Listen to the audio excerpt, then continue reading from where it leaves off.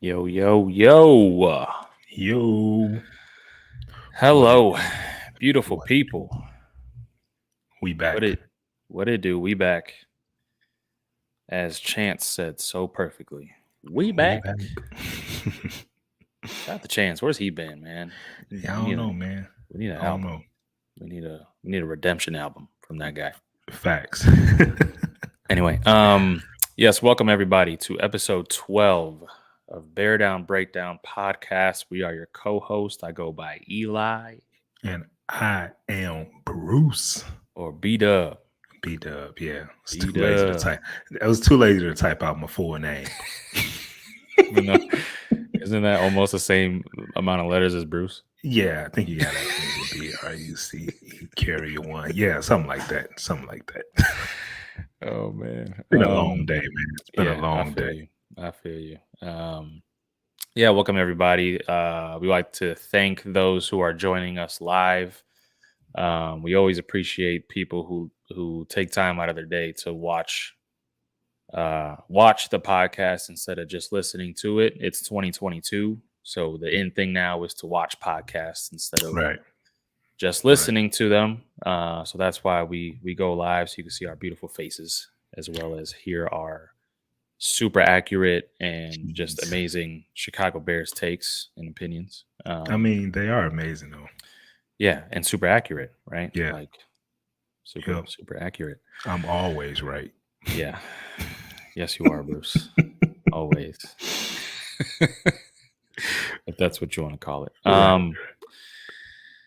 Yeah, we got a lot to break down today. We missed last week. Life. It was my wife's fault. It was our anniversary, so I'll Whoa. blame it on. I'm just kidding. Shout out to my wife. It was our anniversary last Monday. Hey, Becca. She's watching too. I already know she's watching. Wasn't me. It was our 7-year wedding anniversary last Monday. Hey. So we chilled out and obviously couldn't record, and then we were like, let's record the next day, and then that didn't work out, and then record the next day, and then that didn't work out. You know, life. So we're back to review the Week 5 loss to the Minnesota Vikings. We can kind of break down. I mean, not break down, but just kind of carry into this week what we saw from the Week 4 loss as well to the Giants. We didn't really get a chance to talk about that, so we can kind of compare, contrast these games and kind of bring into what we thought, how much we improved or didn't improve, whatever. And then we got a short week this week. Yeah. We're playing Thursday against the Commanders, so we'll. What me and B wanted to start doing is recording 2 episodes for you guys, recording Mondays to review the game that just happened the previous Sunday, and then record on Thursdays, drop that episode on Friday to kind of review the upcoming game, because I feel like it's more accurate that way. We know what the injuries are looking like, who's probably going to play, who's not going to play. So it gives us a more accurate, depiction of what that game is going to look like in terms of the roster and all that. So, and also it gives you guys more content. So we want to start doing that. We'll do that next week. Obviously, we can't do that this week because of a short week. But in today's episode, we'll talk about the Commanders and that matchup as well. So a lot to talk about, obviously. Before we break down football, though, B, I haven't asked you in a whole 2 weeks. So that just shows how good of a friend I am. But anyway, how are you, B? How you doing, bro? I didn't want to say anything as far as you checking up on me and everything, but it's okay. Oh man.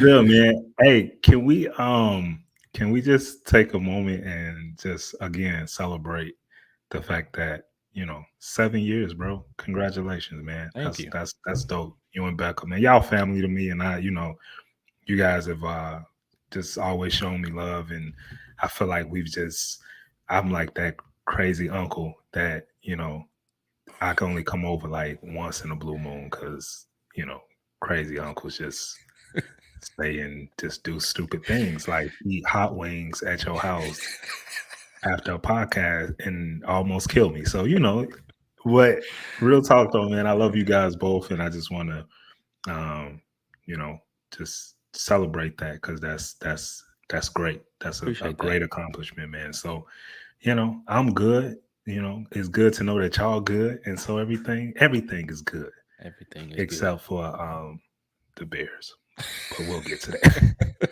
Except for the Bears and Draymond Green, because Oh, that's man. another dude that And Kanye. oh my god. And oh my god. Who? Who? Yeah, I know, right? I'm done. I'm We don't done, bro. claim You that know I dude no more. love Kanye, bro. I love Kanye, but it's just getting too much, man. It's getting too much because it's at a point with Kanye. I know this is different, but it's at a point with Kanye where your music is not hot enough Mm, or it's not like where you can do stuff like this. Like if Kanye right. was still making dope music, then I'm just like, I'll just go listen to Kanye's music. But the fact that he ain't dropped nothing, I mean, Donda was cool, but it wasn't, it could have whatever, right? I'm not about to go play Donda like after No, we finish the we're not about to podcast, bump that. Yeah. No, yeah. So that's why I'm at with Kanye, man. But Yeah. Yeah. I feel you. Yeah. I feel you. Becca said thank you, by the way. You're welcome. You're welcome. She says thank you. That she tunes into every episode. Love you, babe. Appreciate the support. Loyalty. How you been, bro? What's been up Uh, with you, man? I'm good, man. I'm good. I want to give a shout out to my firstborn, Ezekiel Abram Morales. Zeke, that's He my dude, man. is turning 5 years old tomorrow. Wow. And this episode, obviously, the audio version will drop on his birthday. So happy birthday, Zeke. Happy birthday, nephew.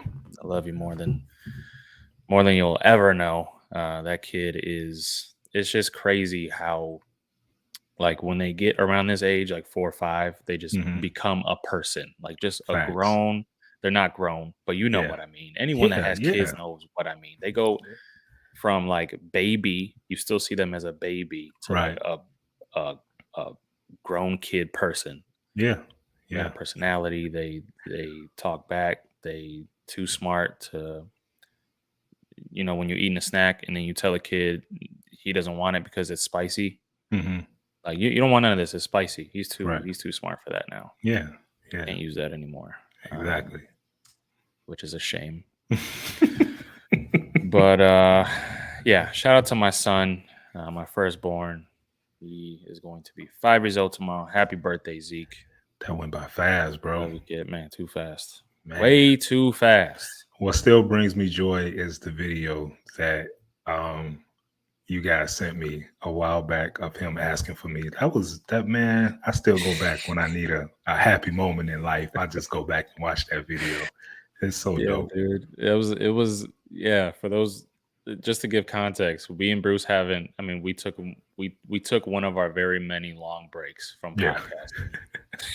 And Bruce or Zeke just randomly asked about Bruce and said that he missed Bruce, and we recorded it and sent it to B. I'm not gonna say I cry. I'm not gonna admit that on this podcast. Not on this football podcast. I'm not about to talk about how that made me come to tears. Oh man. Anyway, let's talk about Bears football. Anyway, because that's gonna really make us come to tears, man. Yeah, I mean, yeah. So the Bears lost to the Vikings. We couldn't really record a prediction episode, but I had predicted that the Bears are going to lose this game, and I thought, and it looked like it was going to be. I thought it was going to be an ugly game. Yeah. I had the Bears. I mean, I didn't really give a score like on Twitter or anything, but I thought they were going to lose like 31 to like 13 or something crazy. And it looked like it was going to go that way in the first half because the Bears offense was non-existent in that first half. Not only were they non-existent, the very first play on offense was a delay of game because They couldn't get the right personnel on the field. Oh my God. Insane. Like as Yeah. soon as that happened, I was like, oh my God, here we go. It's gonna be this kind of game because the drive before that, obviously Minnesota drove down the field, made it look they made Kirk Cousins in that first half look like he was Joe Montana in his prime. Like what was this? 17 straight completions? 17 straight completions. Which broke a record. I don't know if it was like a Vikings franchise record or NFL record or something. It broke some kind of record. Yeah. I don't like Kirk Cousins. I just don't like him. He's annoying. You know what annoys me the most about Kirk Cousins? I don't mean to cut you off, but I gotta share this. When he puts his ears to his helmet, like he does this thing where I know he's trying to get the play in, but just the way he looks when he does it, I'm like, first of all, Viking fans are trash. They're not that loud in that stadium. Stop it. Like you just made like you a Hall of Fame quarterback and they yelling for you. Stop it. But he just looked like a little turtle when he just like, I need to hear the play. I need to let me see what he's saying to me. Like, dude, you're just annoying. Can't stand. Well, that place is loud, according to Sam Mustipher, who botched yet another snap. What is this? 3 weeks in a row? Another botched snap. That's my guy. That's my Notre Dame guy, but I'm starting not to like his name. Period. Mustipher. Someone edited a picture on Twitter with the name. His name is Mustipher, so M-U-S-T Iffer. Someone edited the picture on the back of his jersey to say "must bench," and I have tweeted that out so many times because I love that picture. Oh man, that's true. Because he definitely needs to be benched. He does. I don't know what kind of dirt he has on Coach Eberflus that he's kept his job for this long, but yeah. So the first half was just disastrous, but the Bears just completely looked like a different team in that second half. Mm-hmm. Which we need to talk about because let's talk about Justin Fields first before we get to that. Okay. So he was, I don't have the stat. I probably should have stats right in front of me. I think it was 15 to 22 or something. 15 to 21. Yeah. 15 to 21 for 208 yards, I believe. Yep. 1 touchdown, no interceptions. He also ran for over 40 yards. Should have had a touchdown, but should have had a touchdown. Yes, that call was BS. That block in the back call was BS. I don't care what anybody says. It was a bull call. Yeah. But this is one of those things where it's the eye test, right? Mm-hmm. You can't look at his stats because if you just look at his stats, it's like, what are Bears fans so hyped up about? What are they so happy about?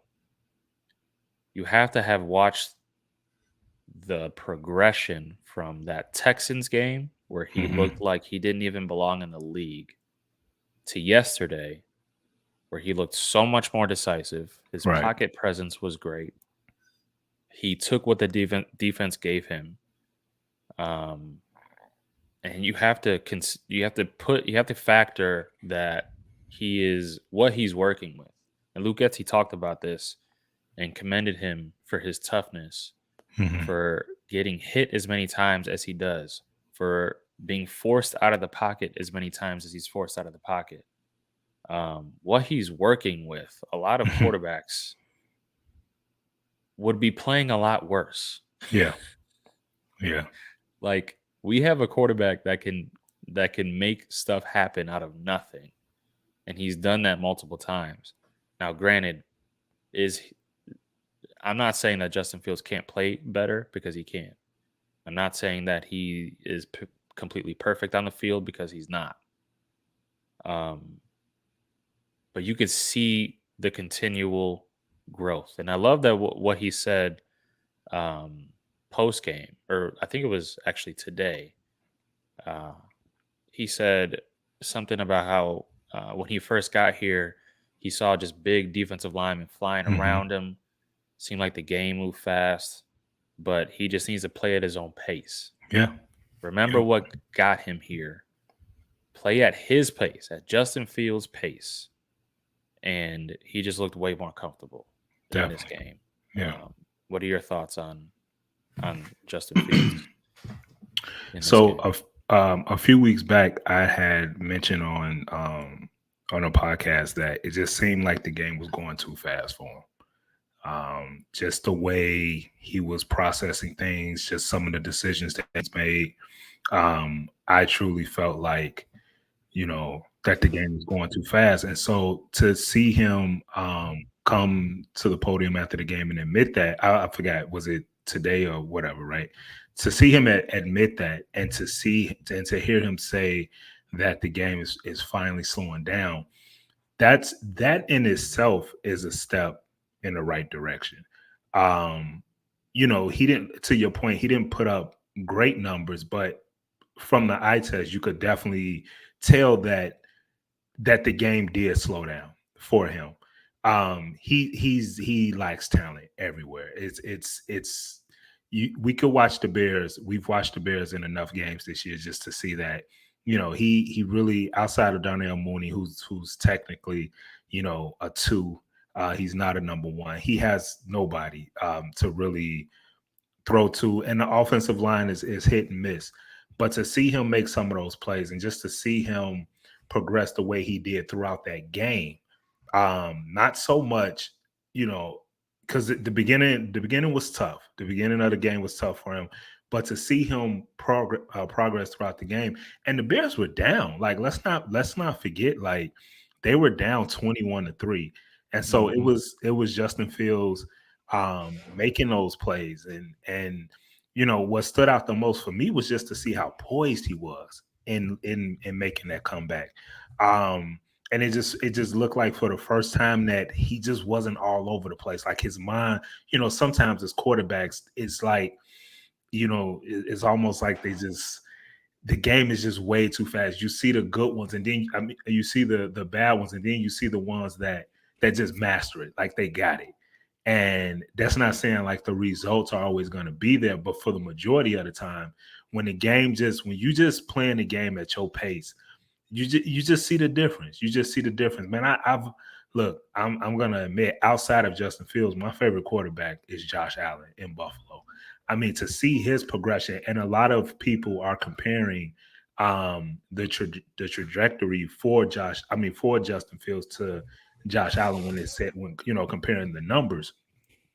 But I watched Josh Allen play, and I'm just like, man, it's like he just gets it. The game is just at his pace. And I remember when Josh Allen came, and it was the same thing. Like the game was just too fast. And so to see Justin Fields just see the game, the way he's seeing the game from a different perspective is huge. And like I said, they should have been in a position where they didn't have to settle for a field goal. That should have been a touchdown. But to see, that's a gift. His ability to make that type of play, that's a gift, and that's just one of the tools. That's just one of the many tools that he has. So we know from a physical standpoint, and from him throwing and things of that, it's there, but it's always mental. It's always mental, and that's what separates the good from the great from the good to the bad to you not even in the NFL. Like it's that mental aspect. So to see him start to harness that, I'm looking forward to whatever happens, win or lose. I'm just looking forward to seeing him just continue to grow. So that was encouraging for me, man. That was huge. Yeah.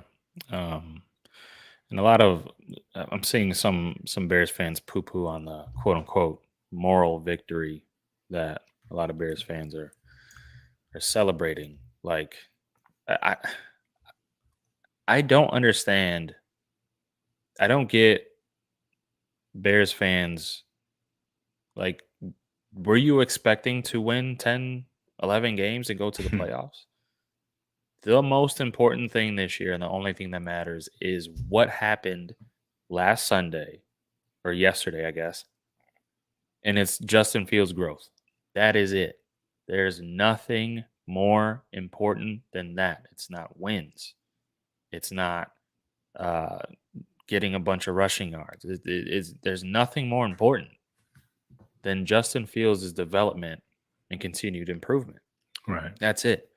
So if if we take a loss but we keep seeing improvement from Justin Fields, I would gladly take a moral victory over a victory in the win column, literally, Yeah. because that's what's going to equal to sustained success. I'm so sick of the fluke winning years. I'm so Right. sick of I'm actually glad that the defense isn't getting a whole bunch of turnovers, because it might mean that we win a bunch of these games, and it might get these Bears fans super hyped up for this season. And if we're getting a bunch of turnovers, and we're scoring touchdowns on defense, but Justin Fields isn't playing well, oh, hello, 2018, back all Right. over again. Yeah. And that's Yeah. not what we need. Yeah. I don't want another 2018 season. Like, it was fun and exciting, but at the end of that season, if you guys followed Bruce and I's podcast at that time, I was still feeling kind of empty at the end of that season. You were. And I All right, poo-pooed it. I poo-pooed it. I'm not gonna lie. I'm shooing away some fruit flies that Oh, are okay. down in this basement. So sorry if you see me going like this. I'm not petting my ghost walrus. He said walrus. I don't know. I don't know why I said walrus. That was the first thing that popped in my head. Anyway, what was I saying? Sorry, I lost my train of thought. No, you were saying like we don't want 2018. We don't want that to happen again. Yeah. And to your point, you did have.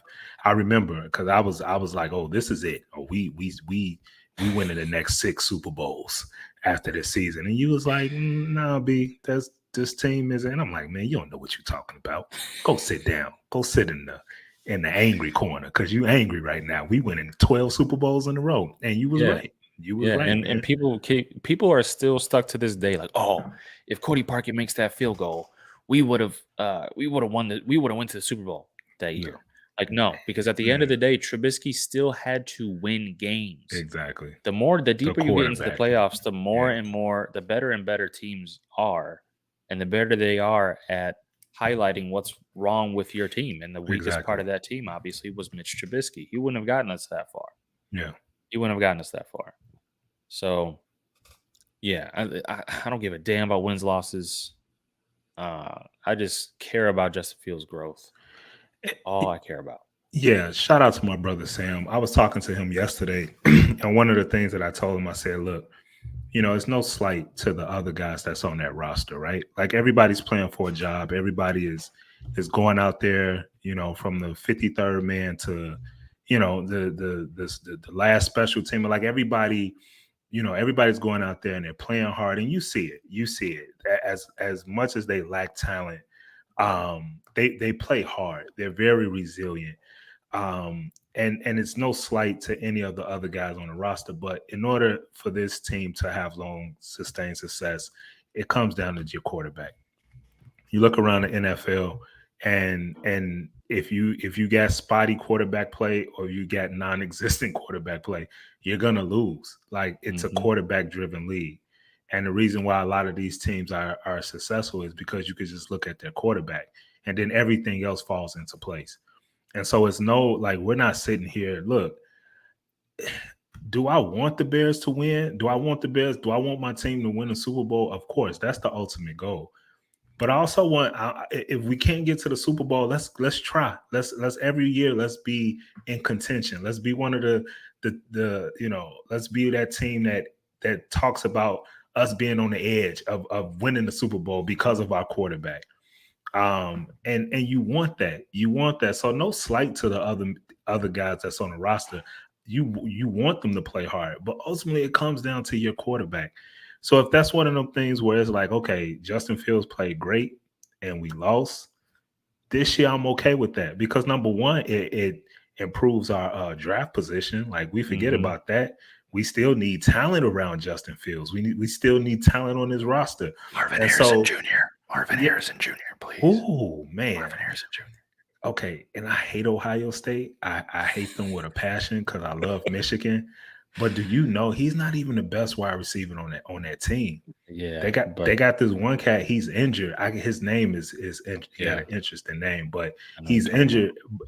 But you watch Marvin Harrison Jr. and it's like, dang, bro. Like, I know your daddy was a Hall of Famer, but now you next. Like, come on, bro, man. So But anyway, so it just like that the losses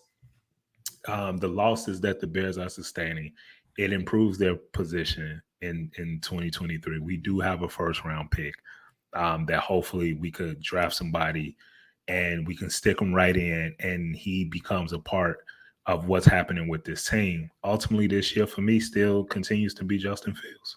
Yeah.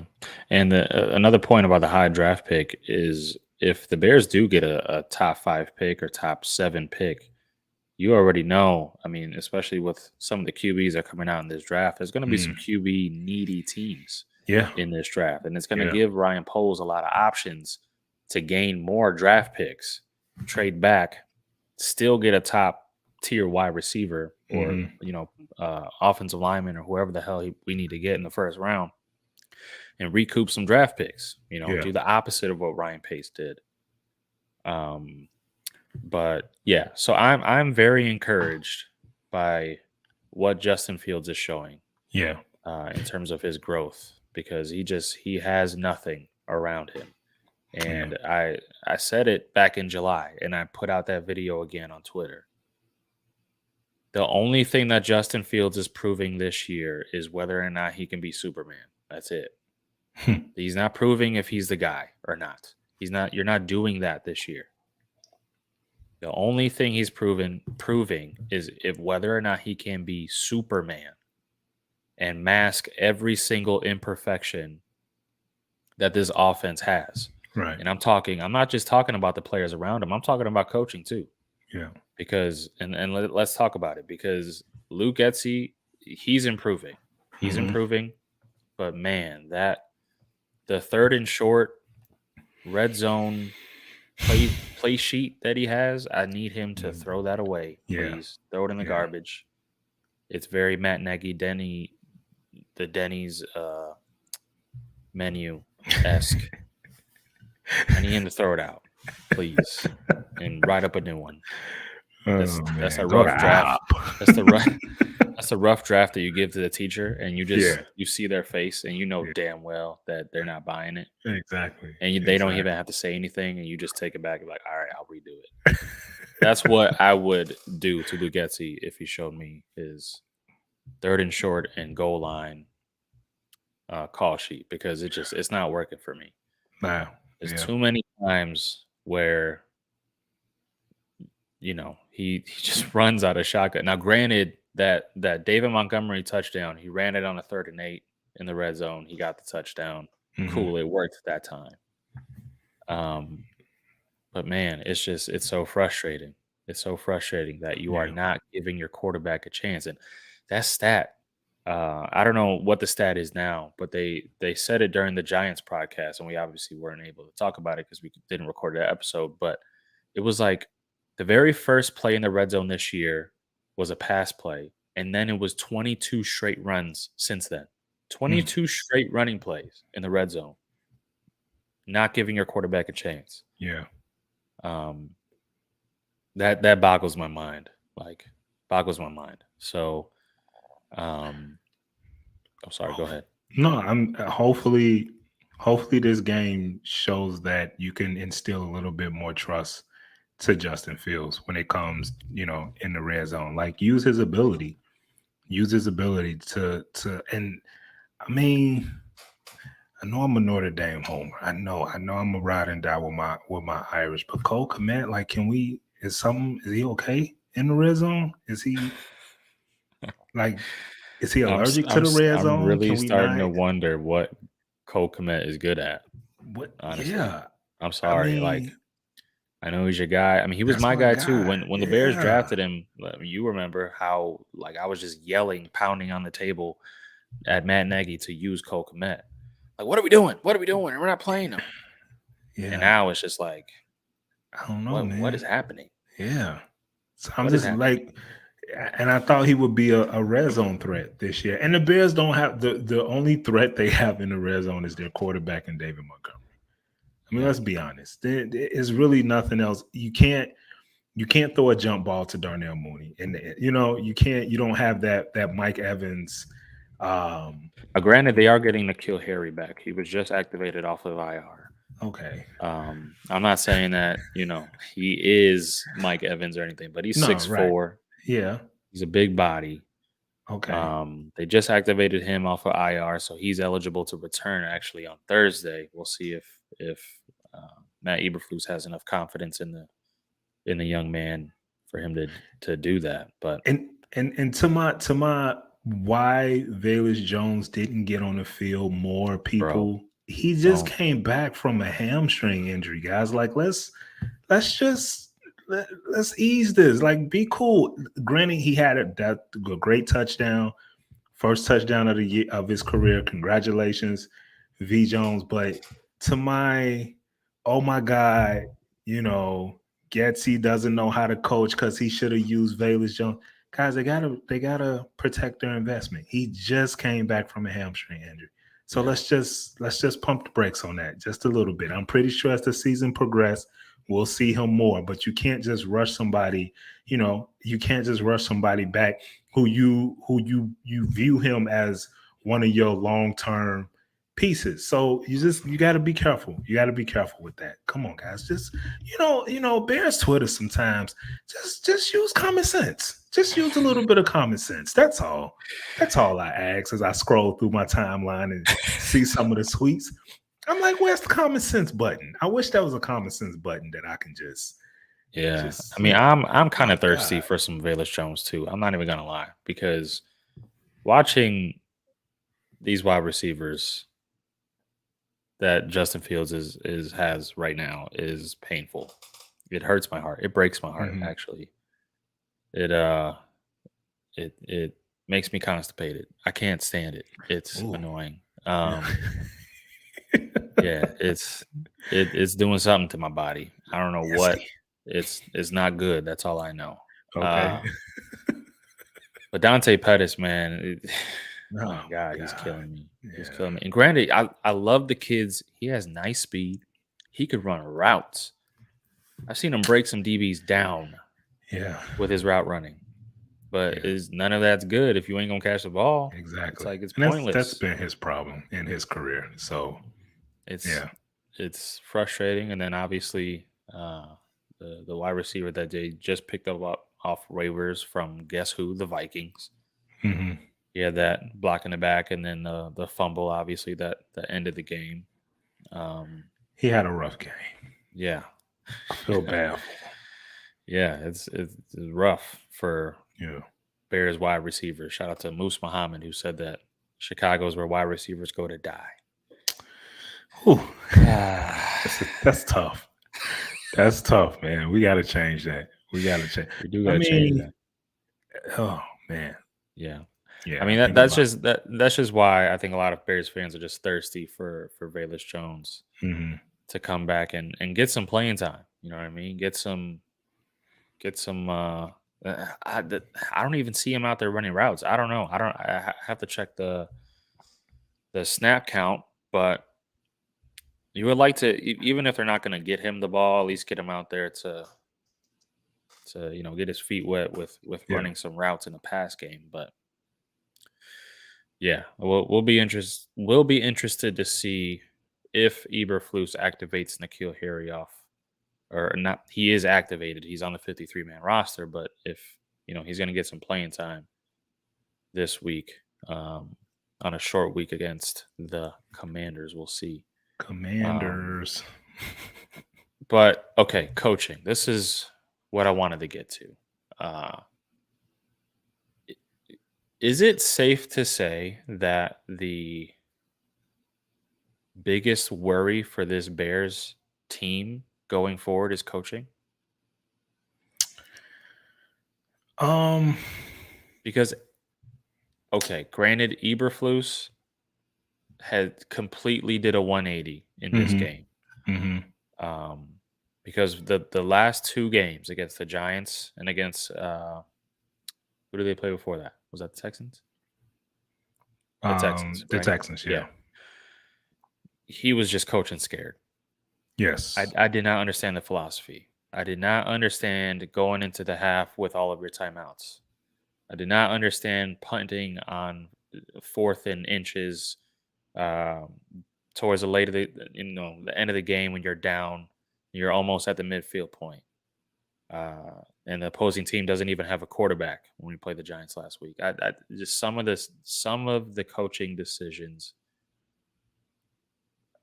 it doesn't add up with what Ryan Poles has done in terms of building the roster. Ryan Poles has built this roster to say, hey, we have nothing to lose. Let's do everything possible to see what we have and evaluate. Mhm. And Matt Eberflus was coaching like, I don't know. We're going to try to win this game and maybe make the playoffs. Is basically how he was coaching. Okay, so I'll give you that, but I did see a step in the right direction in this Yes. particular game. The onside kick proved yeah. me. Oh, definitely. That's when I was like, okay, coach. Okay. Yeah, because your team scored a touchdown and you do the onside kick, and that shows faith in your offense, which we haven't seen all season. You know what I'm Right. saying? So that was a step in the right direction. Going for the 2-point conversion again. That's showing, even though they didn't convert it, it's still showing faith in your offense. And so we wanted this staff to be more aggressive. Like we beg, like, okay, even if the results aren't there, at least you're showing that, you want to not be so conservative. Like, I get it that you want to win games as a coach, as a head coach of a football team. Your job comes down to wins or losses. So his philosophy, sometimes I get it, because you want to win the game. No coach wants to lose. So it was good to see that, okay, like, he has some faith in this offense. He's taking some chances, and I just think, like, those are the type of risks that moving forward, like, it's okay. I think it's okay to take, because that does show that you still want to win. Like, let's not look at taking risk as a negative. It shows that you still want to win. It shows that you believe in your team.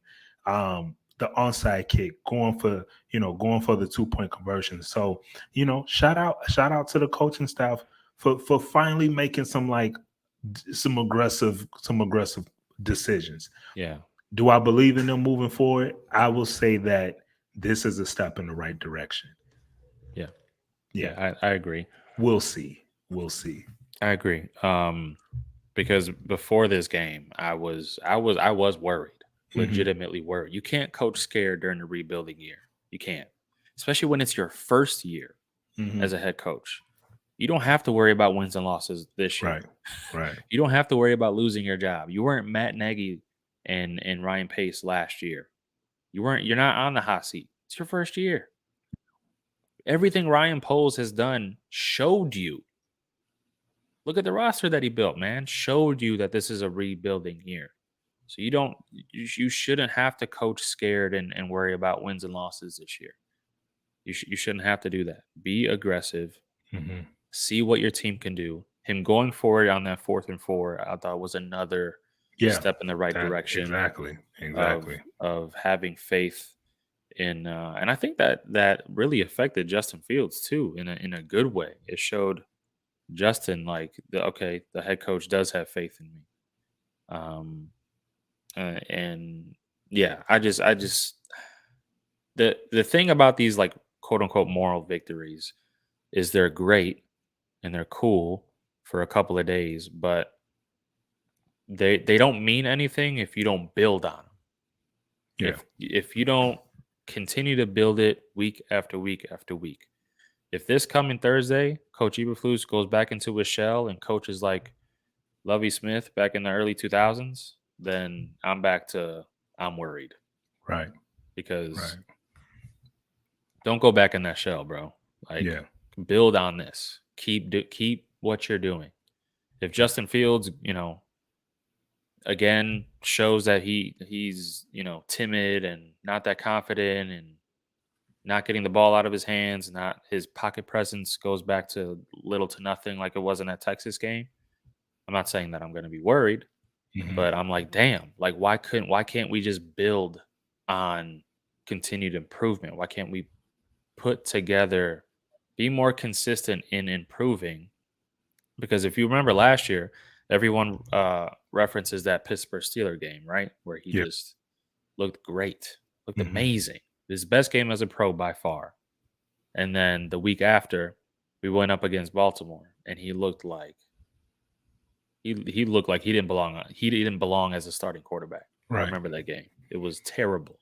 And then he got injured in that game too later on in the game. But Mm. you want to see continued consistent improvement from everybody because Right. again, Justin Fields is a young quarterback. Luke Getzey's a first time play caller. Eberflus is a first time head coach. You just want to see them build on these things and continue to improve. And what's really starting to frustrate me though with this coaching staff is just the slow starts, man. Yeah. Slow starts. Their Yeah. halftime adjustments have been great all I was year. just about to say it's the gift and the curse with that, man, because we wanted adjustments, right? We wanted to see how this coaching staff would be after halftime. And they're Yeah, great, but like yeah, you said, it's those slow starts that's yeah, kinda irritating. and it's not sustainable. You know what I mean? Like Yeah. you can't come back in the third and fourth quarter every single game. Well, you're gonna start to play some of these upper echelon teams, the Dallas Cowboys, the Eagles, The you got Bills. the Packers again, you got that team in Buffalo that I think is gonna come out the AFC. That's just my personal opinion. I got this man crush for Josh Allen right now, so he can do nothing wrong. That's Jesus in Buffalo right now. But you play some of those teams, man, and they get you down 21-0. You're not coming back. You're not gonna if they get you down 21-3 like the Bears were. You're not gonna make a run against Right. those type of teams because they're deep. First of all, their defenses are some of the best in the league. But then again, it's the quarterback, and no disrespect to Kirk Cousins, even though I can't stand him. But when you face some of those good to great teams, yeah, that's not sustainable at all. Getting Yeah. down like that So and thinking you're gonna come back. yeah, and Eberflus talked about it today, and he said that they're going to look at all angles on trying to come out, um, come out with more intensity.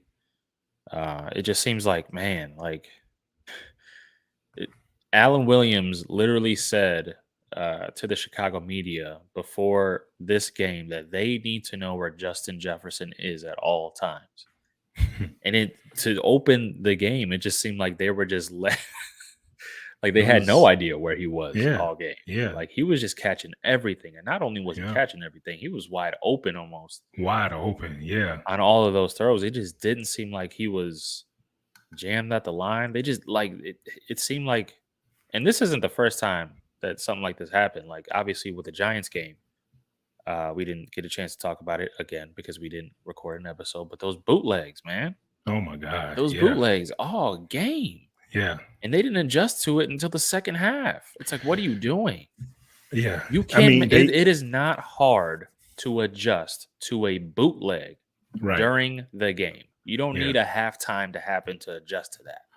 Just tell your weak side to contain. That's all you got That's to it. do. Simple as that. It is not hard. That's pee-wee football type ish. Yeah. Me and you can coach that to a young football team. Like it's just not hard. Yeah. It's not a hard concept, and they just couldn't stop it. They had no idea. It looked like what was going on until the second half, and then you saw Jaquan Brisker get that sack and whatever. But it's just these first halves, especially tough. defensively, Yeah. Yeah. they are looking like they are not prepared, basically. Yeah. And some fans are talking, should Eberflus take over play calling for Alan Williams on the defensive side and all this? I wouldn't go that far because I would rather Matt Eberflus not have to play call. I would rather him feel like he's doing a really good job. Not a really good job, but I feel like he's improving as a head coach in terms of making those head coach decisions in game.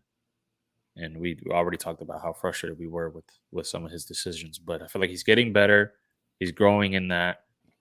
Let him continue to grow in that. Alan Williams, you got to get your defense more prepared, bro. I don't. Well, more pressure on the quarterback. I mean, I haven't seen. I mean, is my man Gibson, is he? Can we just start him? I mean, he's Yeah. been the most consistent far as pass rusher, but the Bears, I mean, they had 1 sack on Kirk Cousins. Yeah. That's unacceptable. Come on. You gotta There's Kirk Cousins. He doesn't go anywhere. Like, you gotta get more pressure. But that's just they gotta for me, one of the things that if I'm Alan Williams, I'm looking him and Eberflus, they gotta get together and figure out how you get more pressure on the quarterbacks. I think the Bears got just 8 sacks on the season. And that's not gonna get it. Again, especially moving forward, and playing some of these tougher quarterbacks. So Yeah. if you let Kirk Cousins go 17 for 17, imagine when you play Buffalo or when you play the Packers again, or when you play Dallas. Well, I don't know if Dak could be back or not, but you play Philly. You got to Cooper play. Rush. Cooper Rush is killing it up there. He'll go Okay, 17 for let's 17. stop. Yep, we're not gonna do that.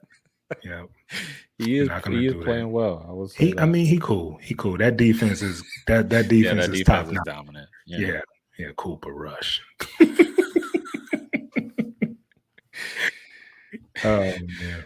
No, but yeah, it's and it's hard to generate a pass rush when you can't stop the run. The Bears have the worst run Oh, defense yeah. in the league right now. Yeah. And then not only that, we are getting killed on play action every single game because we Yeah. can't stop the run. Can't stop the run. Yeah.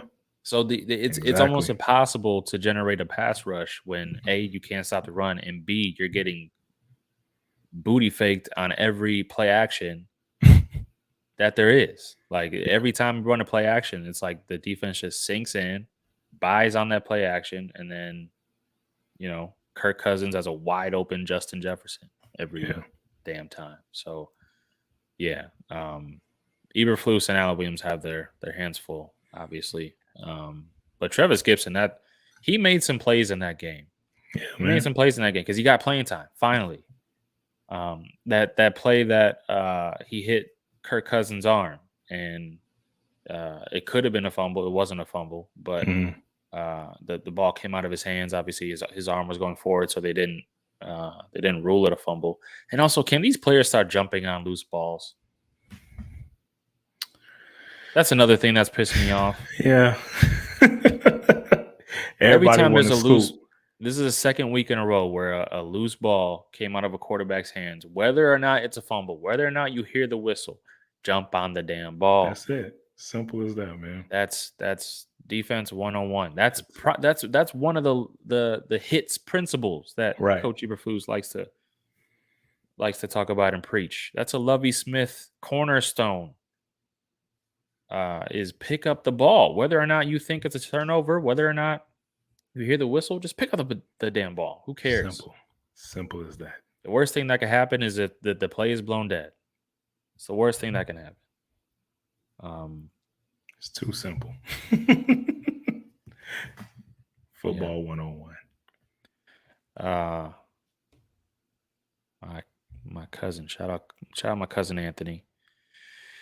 He's watching this stream, but he has a question. He says, have we talked yet about why the Bears offense and defense do not know how to change plays and know how to read quickly and move quickly on these reads? There was a play that Justin Fields, I think he checked to a run. Mm-hmm. I tweeted it out.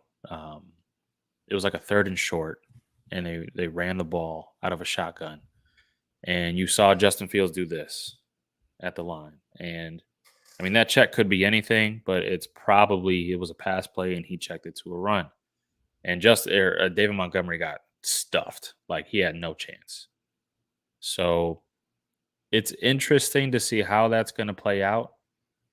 A lot of these, Bears experts, film experts on Twitter are saying that Getsy's not giving Justin Fields enough RPOs at the line of scrimmage where, Justin Fields gets a run and pass play called to him. And Justin Fields kind of gets to read the defense pre-snap and determine whether or not he's going to stick with the run play or the pass play and then check to, a different run play or a pass play. Yeah.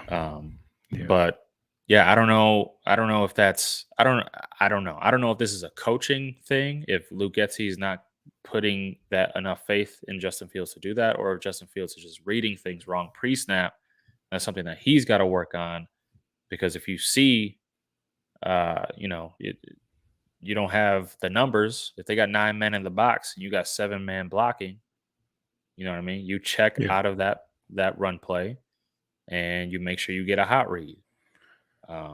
Which is another thing that Luke Getsy needs to work on, because there was too many times during that Giants game was the Giants were one of the most blitzing defenses in the league. They blitz every single time on third down Yeah. while watching that damn game, and the Bears offense just couldn't figure it out. But he didn't have a hot read, man. There was too many times where I saw that defense blitz, and all you see these wide receivers running 10 yards downfield. Yeah. And Justin Fields doesn't have a hot route, so you can't get rid of the ball, running for his life. But yeah, so I don't know what that relationship is between Justin Fields and the offensive coordinator Luke Getsy, but that's definitely something they got to work on for sure. I agree. They definitely. So one of the things that you saw in the game yesterday is they started off putting 5 wide receivers on the field, an empty backfield for Justin Fields, and it's one. I don't know, I forgot who the commentators were, but they said one of the reasons that you can do that is because it gives the quarterback a better opportunity or a better chance to read what's happening. And I think one of the things that I'm encouraged about is that they're making these adjustments for Fields to get him in a position to be more comfortable, which hopefully can lead to more success. So is it to Anthony's question, I just think we have to be patient.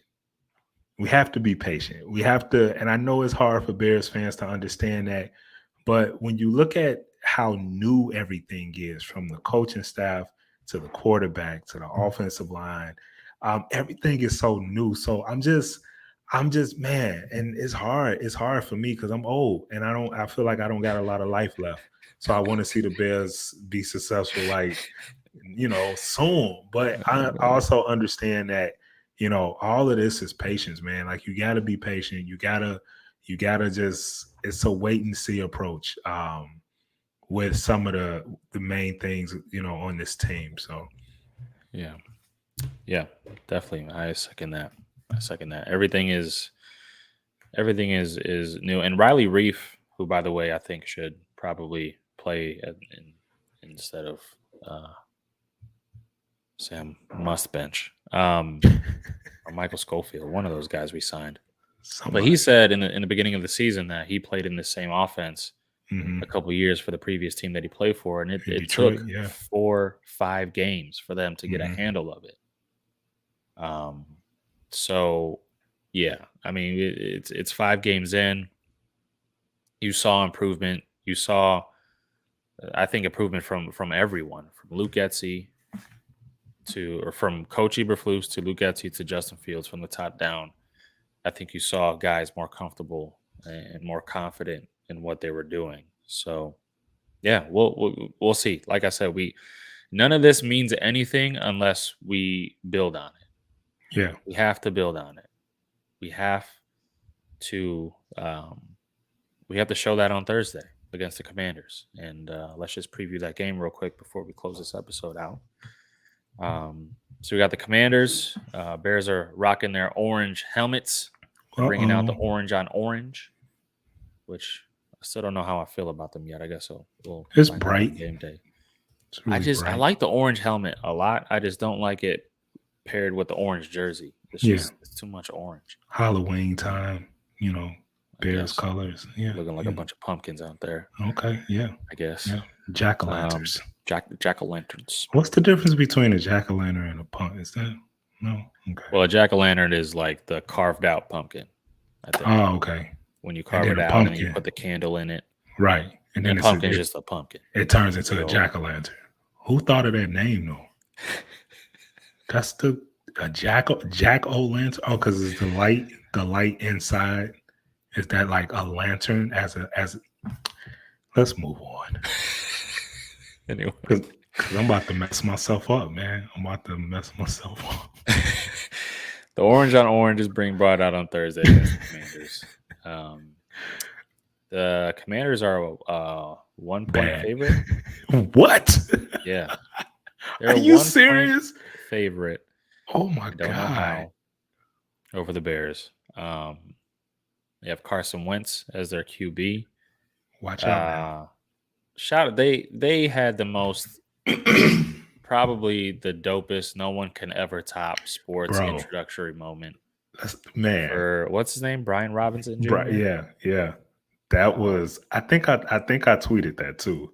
Yeah, it was. He was introduced to the song "Many Men" by 50 Cent. For those of y'all who, if you know, you know that song. Simple as that. Brian Robinson was shot twice and had to go through some recovery from it.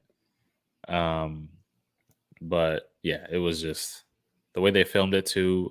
It was so dope. It was dope, Anyway, man. outside of that, they're They not a good suck. team. I mean, I just want to piggyback off that intro because that story is crazy. Like, but that intro itself, it made me want to get shot and come back and go play football so somebody can play mini man for me. And then I was like, nah, I probably don't want to get shot. Bruce, calm down. Just tweet it out. Yeah, exactly. So it's just like, Bruce, just tweet it out. You don't want to go get shot. Just tweet it and say how much you like it and keep it moving. You wish you get shot. Just play it on your iTunes. Make it simple for yourself. Oh my God. He said put it on my iTunes. Go find a song in Spotify and just play it. Put it on your MP3 player. On your MP3. On your cassette tape. Oh man. Anyway, we're trying to talk about a football game. Yeah, let's go. The Commanders. Let's talk about the Commanders. The damn Commanders. Yeah. So, I'm slacking today. I need to pull up their. They're bad. I mean, we could find it. We could find their stats. They lost yesterday. I know that much. Yeah. I love their wide receivers. They got some talented wide receivers. I know they got Dobson, McLaren. So they got some wide receivers, but other than that, they're the Commanders.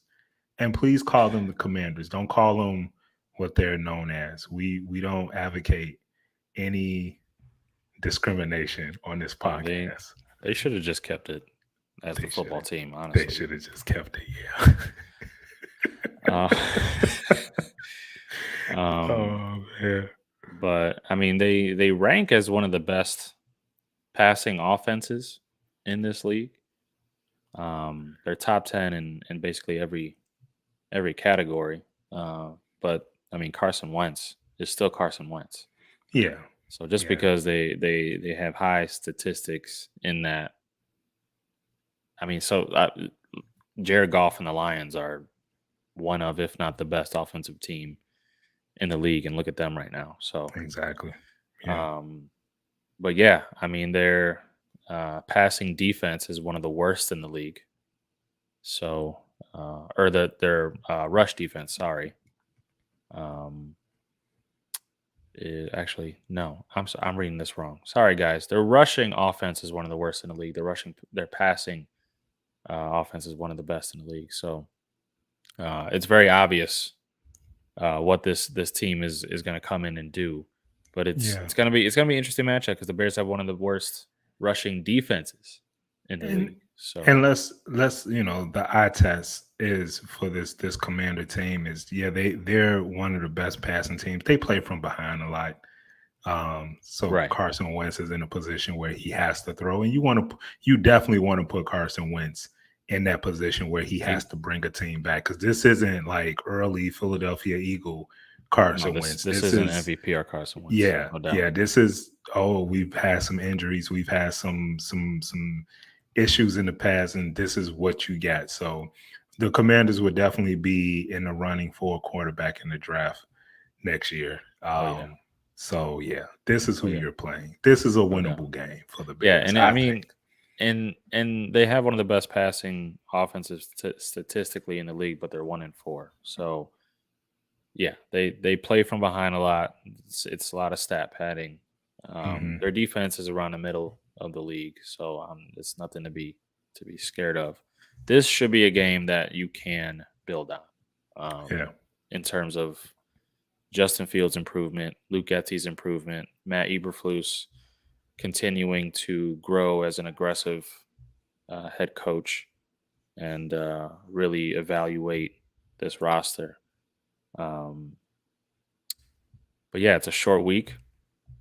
I hate Thursday night football games just because they terrify me when the Bears play them, Hmm. because it's you're just asking for players to get injured Right. on Thursday night football. So the only two things that I care about in this game is one, continued improvement, and B, health. Like, please, Justin, please stay healthy.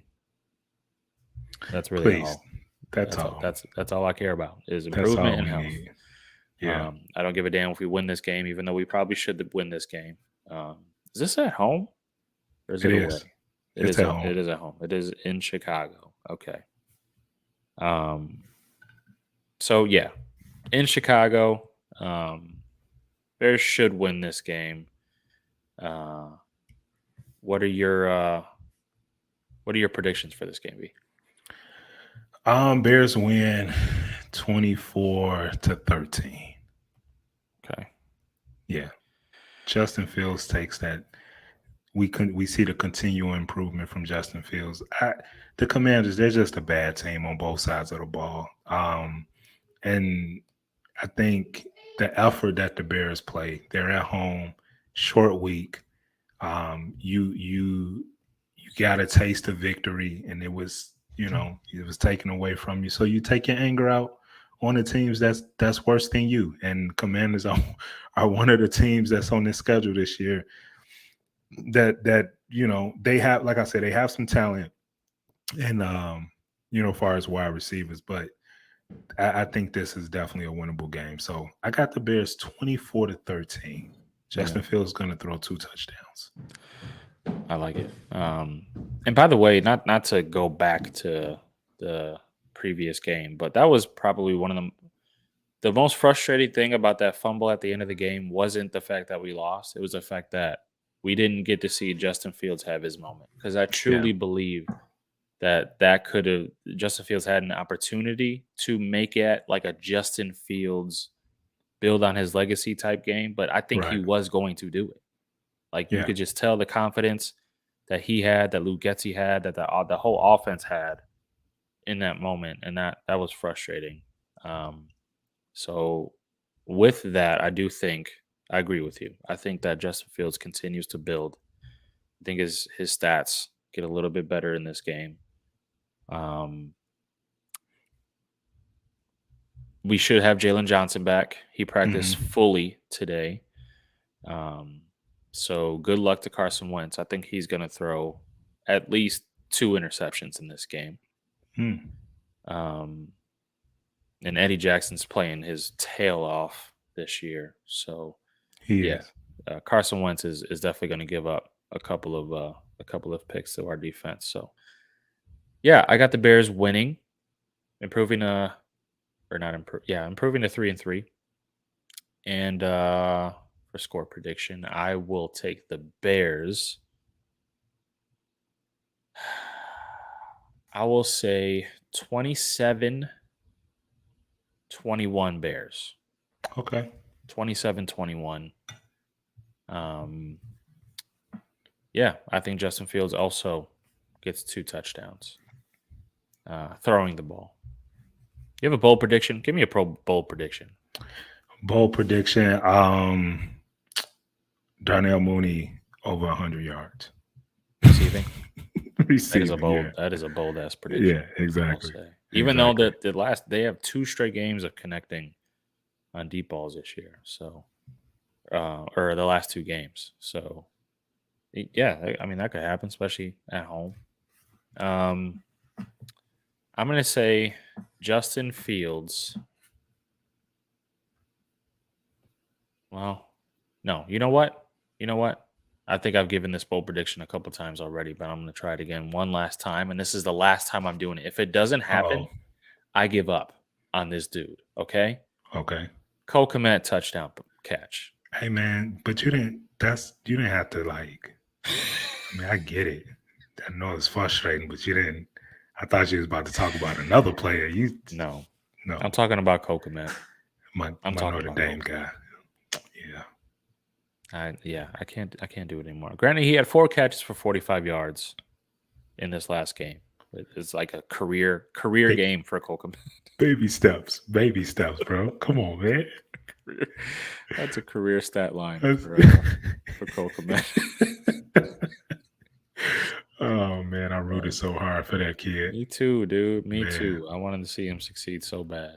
I still do. We still do. Yeah, We and still do. tight end is one of the slowest developing positions It in is. football. Yeah. So I'm no longer sitting here like waiting for Cole Kmet to have a breakout game. I'm just gonna let him prove it to me. But I do think, you know what? My bold prediction this week is he catches a touchdown pass. There we go.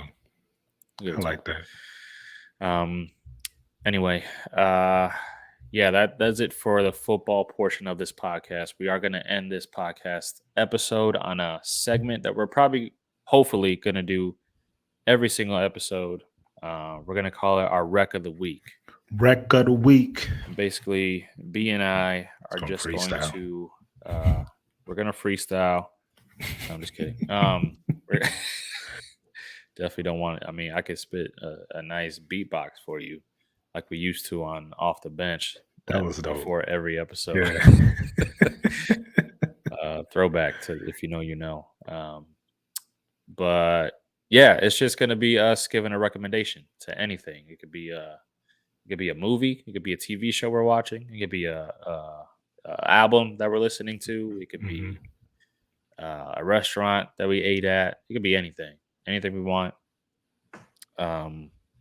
I'll let you jump it off, B. What's your Wreck of the Week this week? Man, go check out the Redeem Team on Netflix. Man, you want to talk about man, somebody?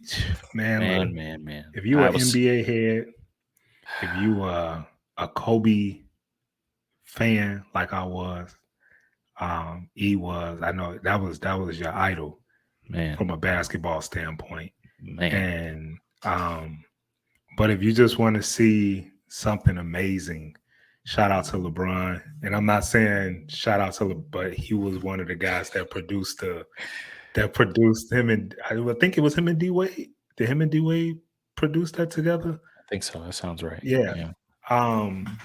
But man, you just it's just nostalgia moments, man. And to know where that team was 4 years prior, with a young LeBron and D Wade, and I think Allen Iverson and Melo, and then and they was called the Redeem Team because of what happened in 2004. But man, you just I'm an emotional dude, and seeing Kobe and the highlights and the practice and the work ethic, man, it was something else. So my Wreck of the Week is, check out the Redeem Team on Netflix. It's definitely worth it. It's definitely worth it. I've watched it twice already. So you stole mine. I was gonna give that one. Okay, well, you could just. I'm going first next time. Okay. Screw you. Yeah. No, but that man, bro, and then when they showed him winning the gold, and then Vanessa brought Gigi down, and oh man, I was. It was bad. For me. But no, it's such a damn good documentary. They did a great job with that. My Wreck, since Bruce stole mine, is I'm gonna give a shout out to my favorite rapper in the game right now. He goes by the name of JID. Yeah. Came out with a new album called The Forever Story. And if you like rap, go listen to it. Just go listen to it. JID right now, in my personal opinion, is the best lyricist in the game. Period. Right now. Yeah. You just throw on the song, and then if you have Apple Music, throw on the that little feature that you can read the lyrics Hmm. while he's rapping. It's ridiculous. The dude is Yeah. ridiculous. He can sing too. He's got a track on there with Ari Lennox. Shout out to Dreamville Records, J. Cole's record label. He's just killing it over there. Yeah. And we got to start like a hip hop podcast or something. But Oh my God. Yeah, bro. yeah, JID is just disgusting, and the album is great. And yeah, if you like rap, like I said, go listen to it. And I'm so sick of the old rap heads saying that there's no good rap nowadays. Like y'all are friggin' crazy. Y'all are insane. Yeah. So many good E- rap. Yeah. It's a pride thing, an ego thing. You know how that goes. Yeah, I mean, it sounds different. Doesn't sound the same. It's not a lot of kick beats with Right. old school rap flows and I say my name is in a hurrah. Nah, those days are we're not doing that anymore. It's a little bit yeah, it's a different. lot of 808s. It's a lot Yeah. of you know. But anyway, yeah, there's a lot of good rap out there. But anyway, the Forever Story by JID. Go listen to it. It's amazing. Um, Anthony says he's ready to hear some Beer Box. All right, we'll close it out on a freestyle. You ready, B? No. No. I'm tired. I'm tired. Oh, I just okay. gave him something. I just gave him Oh, something. I gave him a hoorah, a ha ha ha, and you know that. And that's all I got. That's all I got. all I'm gonna be right. looking at Well, that like he showed his age. We know what type of hip hop he listens to. on that note, thank you everybody for listening. We appreciate it. Happy birthday, Zeke. Yeah, Zeke. And hopefully, are we gonna record on Friday? We'll talk about it later. Yeah, But we'll see. we'll talk about the Commanders win or lose. I'm sure you'll hear from us, but we'll talk to y'all either this week or next week.